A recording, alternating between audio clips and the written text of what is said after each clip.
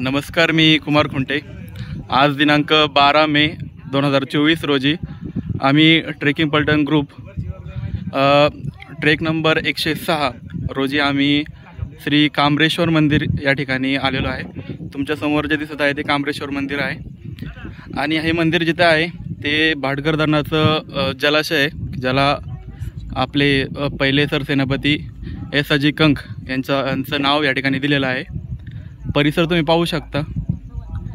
उन्हाळ्याचे दिवस आहेत, मे महिना चालू आहे, त्यामुळे पाणी खूप खाली गेलेलं आहे आणि मंदिर आपल्याला दिसू शकतं। पावसाळ्यात हे पूर्णपणे पाण्याच्या खाली जातं। भाविक रविवार असल्यामुळे भाविक मोठ्या प्रमाणे या ठिकाणी दिसत आहे।